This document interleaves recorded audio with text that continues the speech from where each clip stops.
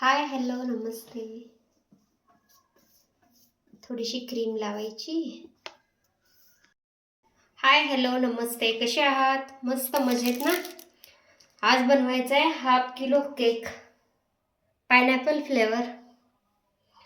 Layering cut करून घेतलेत.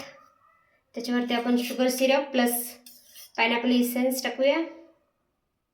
भरभरून असं टाकायचं, पूर्ण लेअर ओली झाली पाहिजे असं शुगर सिरप टाकायचं.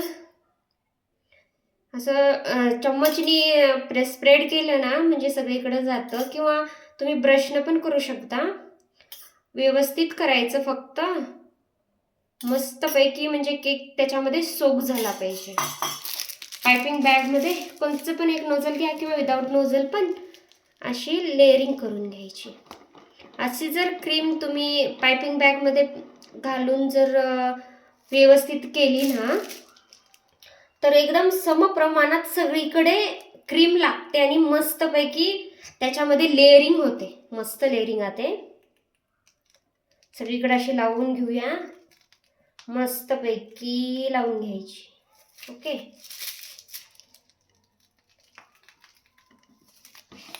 परत एक नाईफनं ती थोडीशी अशी व्यवस्थित करून घ्यायची.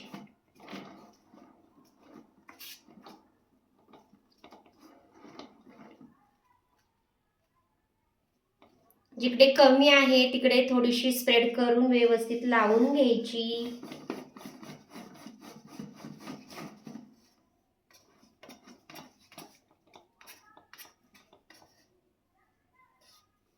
ठीक आहे. आणि आता आपण मेन जे आहे ते टाकतोय, ते आहे pineapple crush. Pineapple crush. Okay. 1 tablespoon.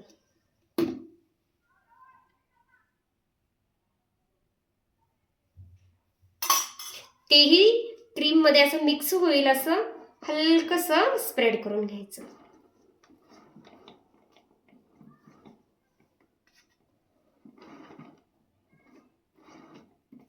Okay. त्याच्यानंतर सेकंड लेयर. ओके. आपली सेकंड लेयर आहे ती ठेवूया. ओके. त्यालाही सेम शुगर सिरपनी पूर्ण सोक होईल एवढं शुगर सिरप घालायचं. मस्तपैकी असं शुगर सिरपनी जेवढं म्हणजे असं ओली होईल ना असं तेवढं ओलं करून घ्यायचं. म्हणजे त्याच्यामध्ये कसं त्या ब्रेड आहे ना ते शोषून घेतलं ना हे शुगर सिरप, त्या फ्लेवरची टेस्ट येते. ओके. नेक्स्ट आपण याला परत क्रीमनं एक थर देऊया.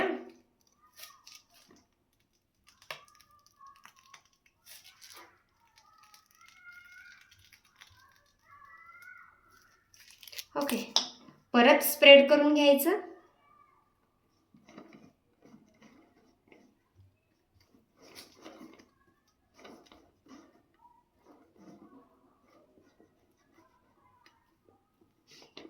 आणि मला थोडीशी क्रीम कमी वाटते म्हणून मी थोडी अजून टाकतेय याच्यामध्ये.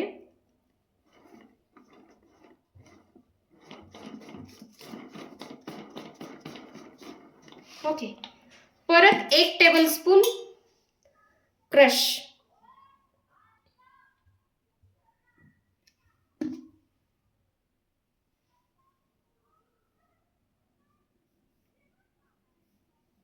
तेही स्प्रेड करून घ्यायचं.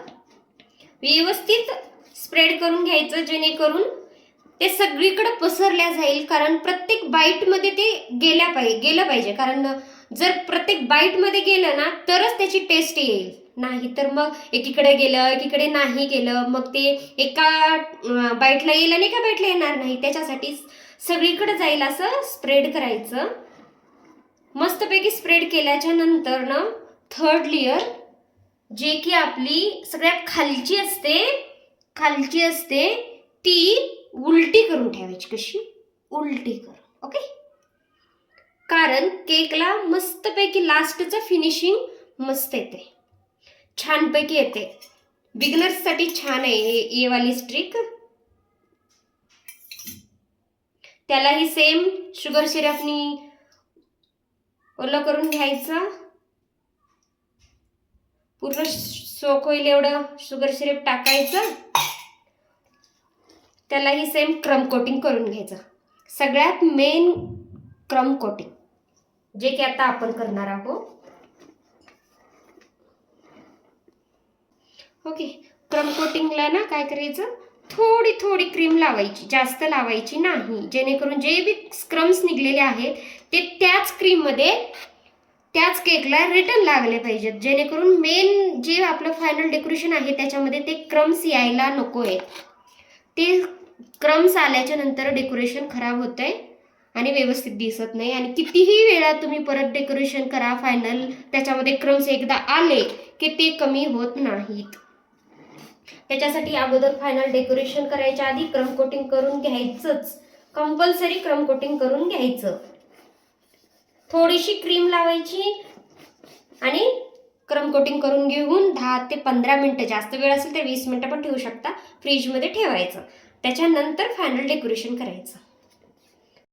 हा आहे आपल्या केकचा फायनल लुक. कसा वाटला नक्की कमेंट करून सांगा. आवडला असेल तर लाईक करा, शेअर करा, कमेंट करा. आणि अजून एक केकची ऑर्डर होती, तो आहे हा केक, पायनॅपल फ्लेवरचाच होता. तुम्हाला कोणता केक आवडला नक्की सांगा कमेंट करून. भेटूया दुसऱ्या व्हिडिओमध्ये. Bye bye.